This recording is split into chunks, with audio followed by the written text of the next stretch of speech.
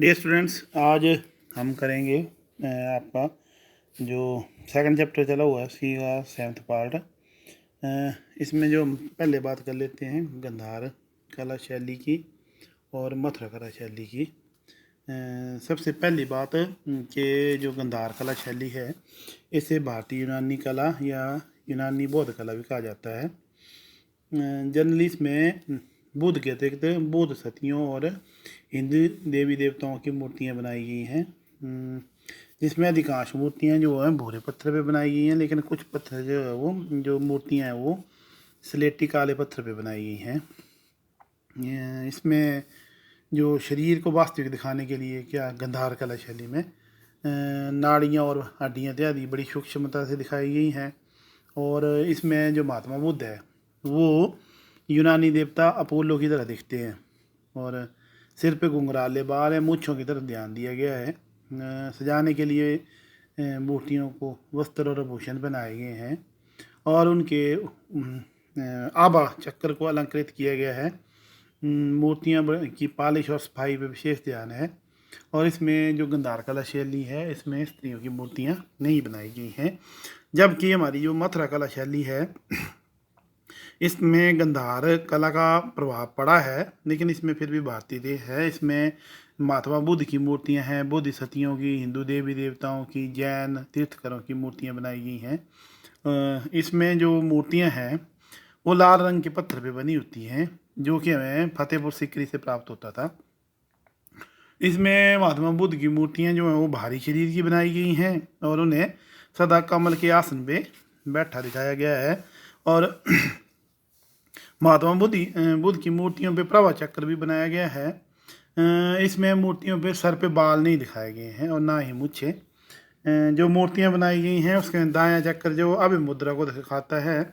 और इसमें जैसे गंधार कला शैली में महात्मा बुद्ध को प्रायः नग्न दिखाया गया है, वहीं मथुरा कला शैली में वस्त्रों से ढका हुआ दिखाया गया है। लेकिन जब इन्होंने जैन धर्म के जो तीर्थकरों की मूर्तियां बनाई तो उसमें उनको नग्न नहीं दिखाया है।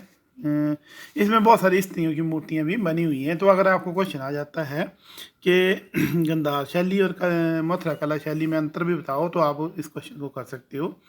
आगे हम बात कर लेते हैं गुप्त काल के बारे में। और गुप्त काल की जो जानकारी हमें कहाँ से मिलती है, तो जो स्रोत हैं इनकी जानकारी के तो उसके पहले हमारे पास साहित्यिक स्रोत है, जिसमें बात ले आ जाता है आपके पुराण। 18 पुराण होते हैं जो लिखे गए हैं, 18 पुराण है। तो उसमें गुप्त काल के जो शासकों के नाम दिए गए हैं, उनमें उनकी सीमाएं कहाँ तक थी, प्रशासनिक प्रबंध कैसा था, इसकी जानकारी हमें जो है वो पुराणों से हो जाती है।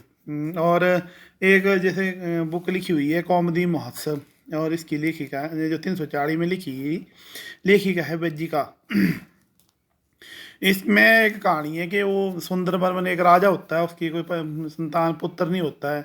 फिर वो एक बच्चा गोद लेता है, चंडसेन। तो जब बच्चा गोद लेता है उसके बाद एक पुत्र हो जाता है उसका नाम होता है कीर्तिवर्मन। तो वो चाहता है फिर कि चंडसेन ना बने राजा, कीर्तिवर्मन राजा बने। तो इस बात का पता चंडसेन को लग जाता है। तो फिर जो चंडसेन विद्रोह कर देता है। फिर उनमें युद्ध होता है और युद्ध में जो सुंदरवर्मन है वो मारा जाता है और चंडसेन जो वो शासक बनता है। तो ये चंडसेन उनको माना गया है कि चंद्रगुप्त प्रथम को मानते हैं इसमें। और एक और जो लेख आपका रचना है, नाटक है शूद्रक, जो मिथक कटिक लिखी थी ये रचना शूद्रक ने की थी, ये कहानी है। इसमें भी बड़ी जानकारी मिलती है हमें गुप्त काल के बारे में। और एक आगे देवी चंद्रगुप्तम है, इसमें भी एक कहानी है कि यहाँ समुद्रगुप्त के बाद उसका पुत्र जो था वो रामगुप्त जो है वो बन जाता है शासक। और वो जो है शकों से हार जाता है। तो शक के साथ जो संधि होती है उसमें शक राजा बोलता है कि जो वो उसकी पत्नी जो है ध्रुवी देवी वो उसको दे दे। तो वो ध्रुवी देवी को देने के लिए तैयार हो जाता है। तो जो उसका छोटा भाई होता है उसको ये बात बुरी लगती है और वो चंद्रगुप्त जो होता है तो वो ध्रुवी देवी का वेश बना के वहाँ जाता है और उसको शाक राजा को कत्ल कर देता है, और बाद में फिर रामगुप्त को भी मार देता है और स्वयं ध्रुवी देवी से शादी कर लेता है। ये एक गुप्त काल के बारे में कहानी है, उसके बारे में गुप्त काल के बारे में इससे भी जानकारी मिलती है। बाकी विशाखादत्त का मुद्रा राक्षस है, और बाकी कालिदास की रचनाएं हैं, जैसे अभिज्ञान शकुंतलम, आपकी अन्य जो एक कहानी जो दूसरी रचना है मालविका अग्निमित्र, तो इसमें भी गुप्त काल के बारे में जानकारी मिलती है। जैसे वात्स्यायन का कामसूत्र लिखा गया है, उसके इसी काल में लिखा गया है। हर्षचरित जो बाण भट्ट ने लिखा था, इसमें भी जानकारी मिलती है। और एक जो ज़्यादा जानकारी मिलती है वो फायान की जो बुक लिखी है, फोको की जो फायान था, वो 405 से 411 ईस्वी तक आया था बौद्ध धर्म का अध्ययन करने के लिए यहाँ। तो उसने जो आंखों देखी यहाँ पे देखी, उसके बारे में उसने एक बुक लिखी। तो अगली जो जानकारी हमें मिलती है सिक्कों से, तो सिक्के तो चांदी सोने तांबे सभी के सिक्के थे। इन सिक्कों में क्या होता था, जो गुप्त काल के शासक होते थे उनकी उपलब्धियां होती थी, नाम, उनका चरित्र, सफलता, कला, भाषा इत्यादि की जानकारी हमें इन सिक्कों से मिल जाती है। और आगे जो जानकारी मिलती है वो अभिलेखों के बारे में। समुद्रगुप्त के अभिलेख हैं, जो जैसे इलाहाबाद स्तंभ अभिलेख है या प्रयाग प्रशस्ति है, तो इनको लिखा है कि राज कवि जो था एक हरिसेन। तो उसमें लिखा है कि जानकारी मिलती है कि कैसे कैसे उसने सफलताएं प्राप्त की, किस प्रकार। इससे इतिहास जो उस काल का जानकारी मिलती है। एक महाराली का लौह स्तंभ है, उदयगिरी की गुफा अभिलेख है, ये सब स्कंद गुप्त ने किस प्रकार हूणों को हराया, ऐसी जानकारी इन अभिलेखों से प्राप्त होती हैं। आगे आती है बात के स्मारक। तो जो स्मारक हैं इसमें एक देवगढ़ में मंदिर है, दशावतार मंदिर, एक भुमरा का शिव मंदिर है, नचना का पार्वती मंदिर है। इनसे भी इन स्मारकों से भी गुप्त काल के बारे में काफ़ी जानकारी वो मिलती है। तो अब हम आगे पढ़ लेते हैं कि गुप्त वंश की स्थापना कब हुई। तो गुप्त वंश की स्थापना जो श्री गुप्त ने की थी 240 ईस्वी में मगध में, और उसने 40 वर्ष तक 280 ईस्वी तक जो वो शासन किया। और उसके बाद उसका पुत्र बना घटोत्कच, जिसने जो शासन किया 280 से लेके 319 तक। तो 319 तक शासन किया। उसके बाद 320 में जो उसका पुत्र था आगे चंद्रगुप्त प्रथम, वो 320 में बना। उसने गुप्त संवत भी चलाया था। तो उसने स्वयं को क्या किया था, स्वतंत्र घोषित किया। तो ऐसा माना जाता है कि चंद्रगुप्त प्रथम को ही वास्तविक संस्थापक मानते हैं हम गुप्त वंश का। तो इसके बाद आपका समुद्रगुप्त है। तो समुद्रगुप्त ने 335 से लेके 335 से लेके 375 ईस्वी तक शासन किया था, जिसकी जो जानकारी हमें मिलती है, जो इलाहाबाद और प्रयाग प्रशस्ति उनसे भी जानकारी मिलती है। उसमें जो मेन था कि उसने उत्तरी भारत के 9 राजाओं के एक जो संघ था उसको हराया था, और दक्षिण भारत में 12 राजा जो थे उनको उन्होंने इकट्ठे होके जो संघ बनाया था उसको भी उनसे परास्त किया था। और बड़ी बुद्धिमत्ता का प्रमाण ये दिया उसने कि पहले उनको हराया और बाद में क्या किया, वार्षिक कर लेने के आधार पर उनको छोड़ दिया। और इससे क्या हुआ, उसको उनको कंट्रोल भी नहीं करना पड़ा और उन्होंने उसकी अधीनता भी जो स्वीकार कर ली। और इसके अलावा उसने जंगली जातियों को हराया। और एक और बात है कि उसने अश्वमेध यज्ञ किया था एक, और चक्रवर्ती सम्राट उसने अपने आप को बनाने के लिए। तो उसने जो घोड़ा भेजा तो वो किसी की हिम्मत ही नहीं पड़ी उसको पकड़ने की। और उसके बाद उसने महाराजा धीराज की जो उपाधि जो धारण कर ली थी। और उसने जो अपना साम्राज्य का विस्तार भी काफ़ी किया था। पूर्व में जो ब्रह्मा नदी से लेके और पश्चिम में चंबल नदी तक, और उत्तर में हिमालय पर्वत से लेके दक्षिण में नर्मदा नदी तक जो इसका राज्य जो फैला हुआ था। ये इतना बड़ा सम्राट था कि इसे भारत का नेपोलियन भी कहा जाता है। नेपोलियन जो था वो फ्रांस का राजा था। उसने जो ऑस्ट्रेलिया, स्पेन, रूस में काफ़ी देशों को अपने अधीन किया हुआ था। और 1815 में वो फिर, लेकिन वो वाटरलू के युद्ध में हार गया और उसके सामने ही वो सारा जो राज्य उसका जो छिन्न भिन्न हो गया और उसको आजीवन कारावास की सज़ा मिली। लेकिन समुद्रगुप्त के साथ ऐसा नहीं था। समुद्रगुप्त जो था वो आजीवन जो था विजेता रहा। वो कभी उसने इस प्रकार से उसको असफलता का सामना जो वो नहीं करना पड़ा। तो हम कह सकते हैं कि जो ये भारत का नेपोलियन में था, नेपोलियन से भी महान शासक था। और समुद्रगुप्त की जो क्वालिटीज़ थी, तो एक तो वो एक महान योद्धा तो था ही था, जिस प्रकार उसने उत्तर के 9 राजाओं के संग को हराया, दक्षिण के 12 राजाओं के संग को हराया। तो और कभी उसने सफलता देखी नहीं। नेपोलियन से भी महान था, तो महान राजा तो था ही, और महान साम्राज्य भी उसने बनाया, एक बहुत बड़ा साम्राज्य बनाया। और कूटनीति में माहिर था वो, क्योंकि इतने बड़े बड़े युद्धों को जीतना बिना कूटनीति के संभव नहीं था। उसने कुषाण, शक, श्रीलंका, दक्षिणी पूर्वी एशिया तक जो राजा थे उनके साथ अच्छे संबंध बनाए हुए थे। वो कुशल प्रशासन में भी उसका अच्छा था, कुशल प्रशासन था उसका। उसने क्या किया, शासन व्यवस्था चलाने के लिए उसने योग्य और जो ईमानदार जो कर्मचारी वो नियुक्त किए थे। सहिष्णु था, मतलब खुद तो हिंदू धर्म का अनुयायी था और बाकी धर्मों के प्रति भी उसने अच्छी नीति बनाई। उसके बौद्ध और जैन धर्म का प्रचार भी उसके समय हुआ। कला साहित्य का प्रेमी था, क्योंकि उसका जो कवि था वो जो राज कवि हरिशैन उसने जो लिखे हैं, तो मतलब वो कला का भी कदर करने वाला था और दानवीर भी था, दानी भी था, जरूरतमंदों को दान करता था। तो इसके बाद जो अगली बात करेंगे हम चंद्रगुप्त द्वितीय के बारे में जी। चंद्रगुप्त द्वितीय 375 से 415 तक जो इसका मेन था, तो एक तो उसने वैवाहिक संबंधों से भी अपनी स्थिति सुदृढ़ की थी। इसने क्या किया था जे कि नागराज की पुत्री कुबेर नाग से वो क्या था विवाह किया था।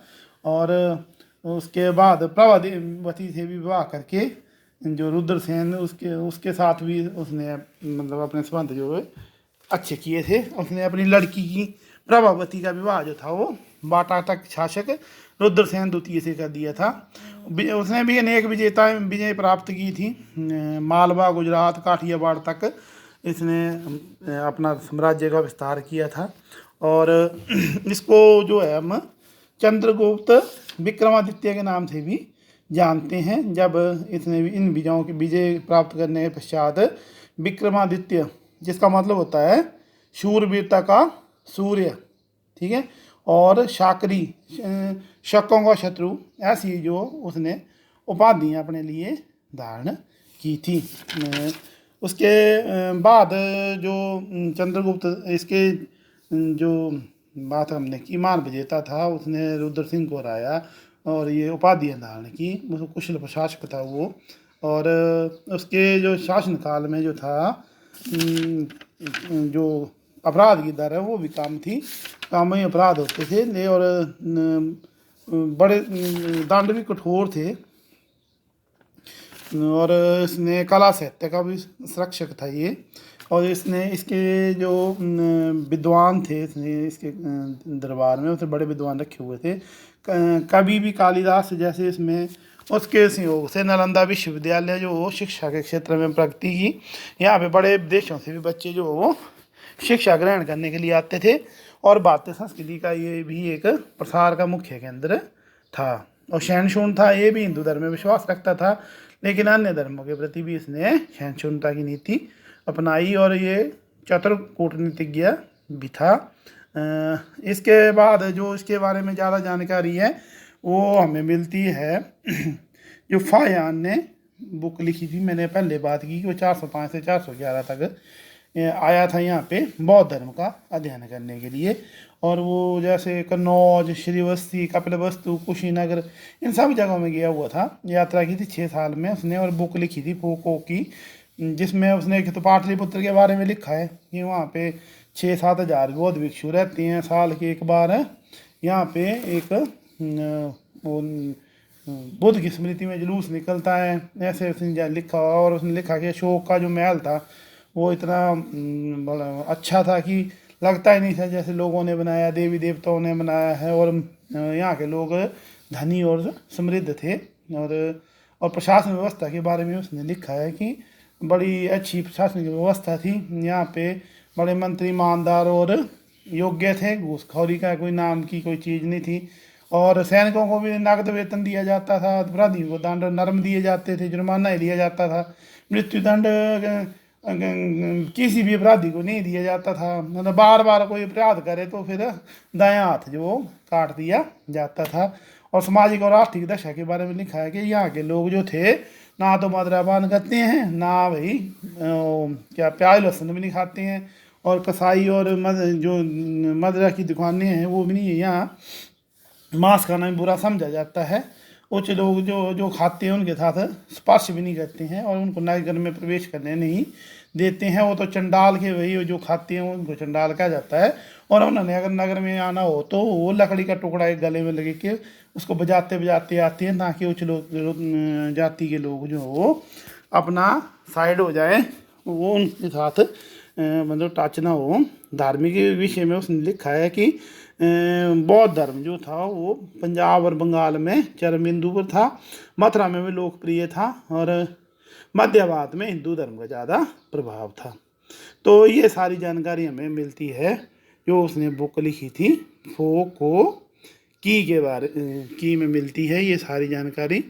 तो इसके जो आगे निष्कर्ष है, इसके बाद जो हम बात करेंगे वो है अगला कुमार गुप्त प्रथम, जो चंद्रगुप्त के बाद बना था।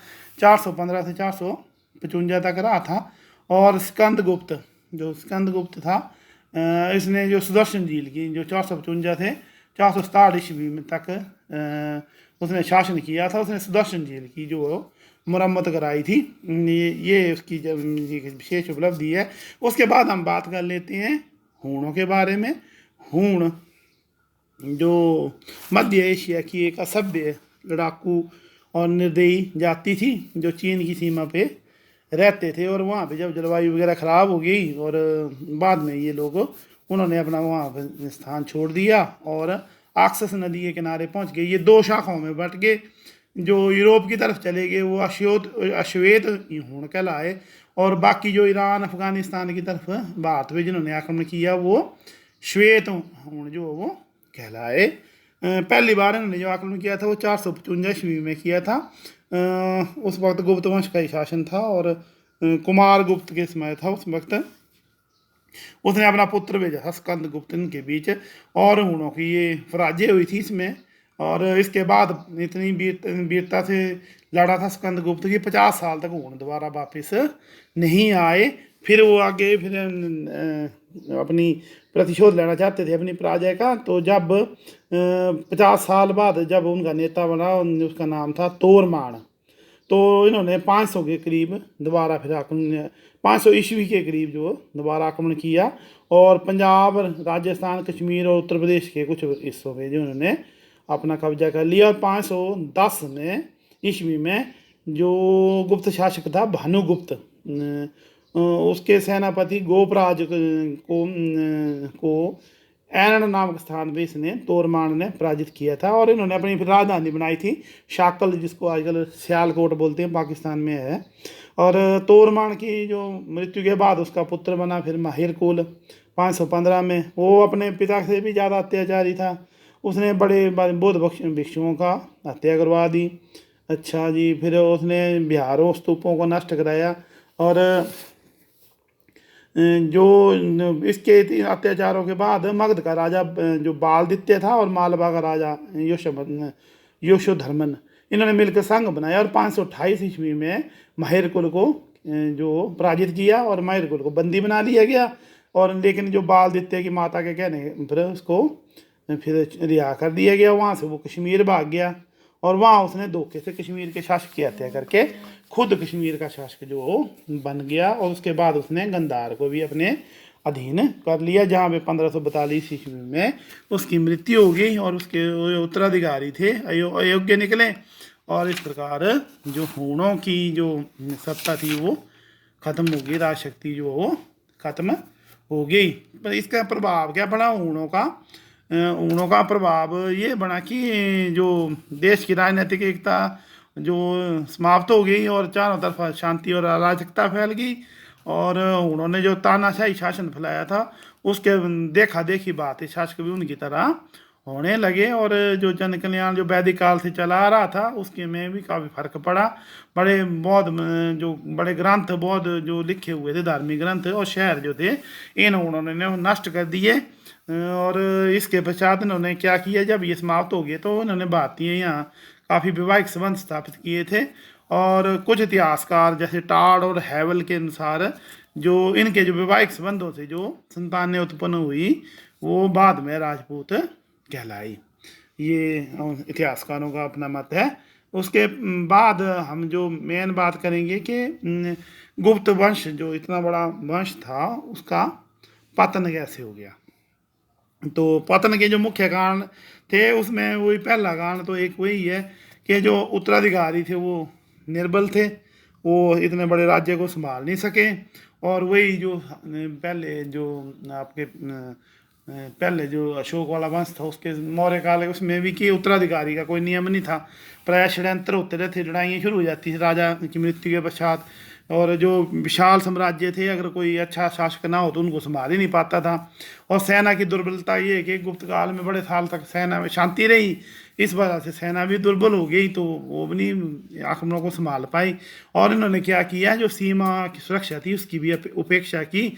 और इस वजह से जब उन्होंने आक्रमण किया तो ये जो थे संभाल नहीं पाए। आर्थिक संकट जैसे इन्होंने बड़े जन कल्याण के कार्य किए और इसमें काफ़ी धन जो व्यय हो गया। तो जब उन्होंने आक्रमण किया तो अराजकता फैल गई और इस वजह से आर्थिक दशा जो खराब होने के कारण इस भी गुप्त साम्राज्य का पतन हो गया। जो भीतरी विद्रोह हुए इनके अपने देश में ही, जैसे मालवा कन्नौज और बल्बी में शासकों ने अपने आप को स्वतंत्र घोषित कर दिया। और बौद्ध धर्म का प्रभाव भी पड़ा। जो हिंदू धर्म से जो लोग बड़े ज़्यादा बौद्ध धर्म में चले गए उन्होंने बड़ी अहिंसा की नीति अपना ली। और जो अहिंसा की वजह से उन्होंने युद्धों का त्याग कर दिया। और इस वजह से जो साम्राज्य था वो जो विदेशी आक्रमण जो वो सहन नहीं कर सका। और लास्ट वही है हूणों का आक्रमण।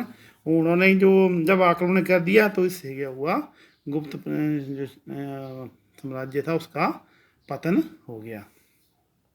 अब जो गुप्त जो राज्य था उसकी व्यवस्था कैसी थी, इसमें वही था राजा जो होता था वो मेन होता था। और ज्येष्ठाधिकार था कि जो राजा की मृत्यु के बाद जो बड़ा लड़का वही बनेगा।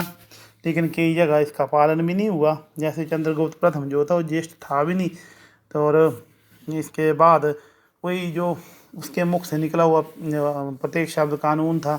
महाराजाधिराज या परमेश्वर की उपाधियाँ धारण की हुई थी। मंत्री थे उसके बाद राज्य को चलाने के लिए, जैसे दंड पाशिक थे, महापतिहार जैसे राजमहल मंत्री हो गए, ये महापौणिपति जो हाथी सवार सेना का प्रधान। उसके बाद प्रांतीय व्यवस्था थी इनकी, जो प्रांतीय कई प्रांतों में बांटा हुआ था जिसको बोलते थे भुक्ति।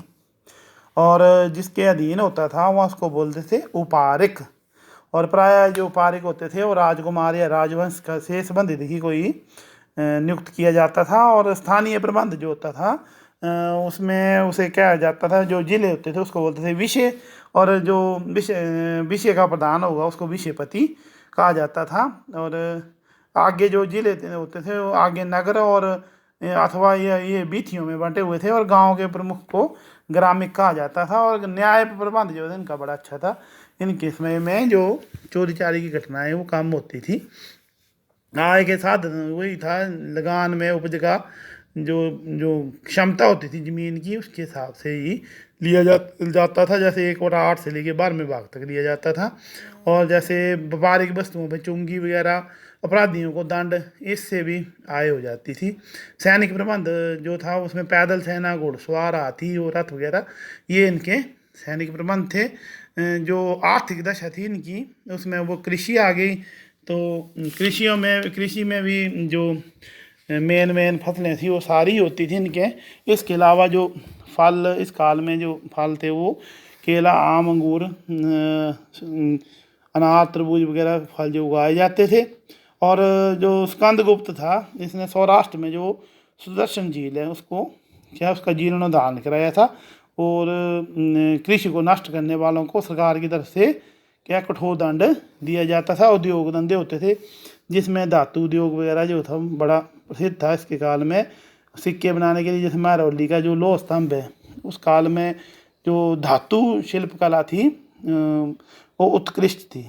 जो उपोषण कला थी वो भी उन्नत थी।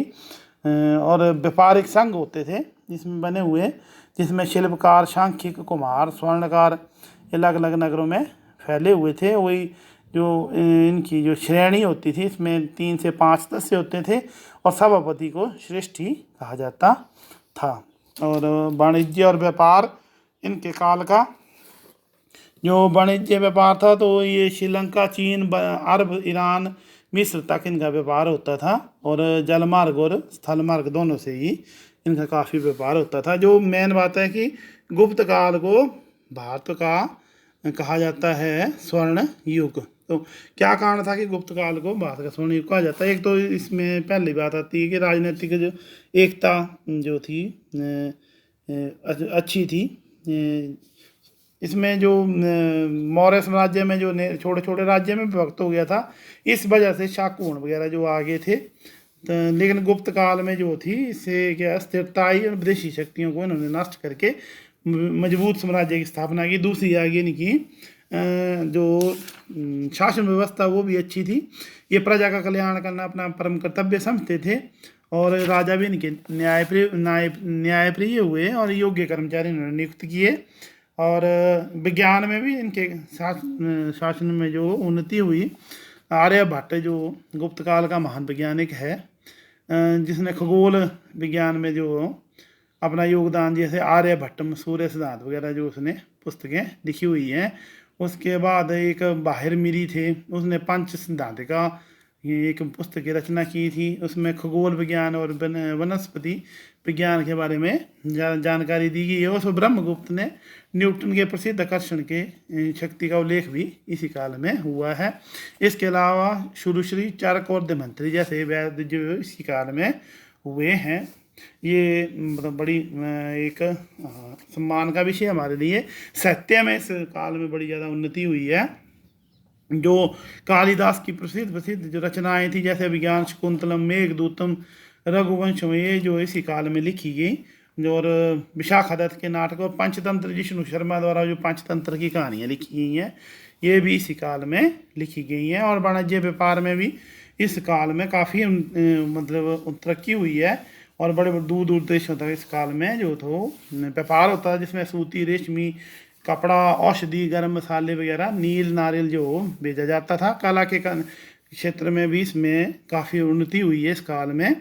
और ये जो गुप्त काल में जो हिंदू धर्म है उसमें भी पुनर्जागृति आई थी। और इसमें जो जो ग्रंथ थे हिंदू धर्म इसमें जो आवश्यक संशोधन हुए इसी काल में। और धार्मिक सहनशीलता भी इस काल में बढ़ी है। और सामाजिक क्षेत्र में भी जो उन्नति हुई है, जैसे कि जो फाहियान ने लिखा कि किसी जीव की हत्या नहीं की जाती थी, ना कोई मद्यपान करता था, ना कोई मांस खाता था और लहसुन खाता था। केवल चंडाल लोग ही खाते थे पशु पक्षियों का मांस और वो भी शहर से बाहर रहते थे। और भारतीय संस्कृति का इस काल में काफ़ी प्रचार हुआ। तो इस जो आपका आज के टॉपिक में इतना ही, बस थोड़ा सा बचता है इसका जो हिस्सा है उसको मैं कर दूंगा कंप्लीट। तो इसके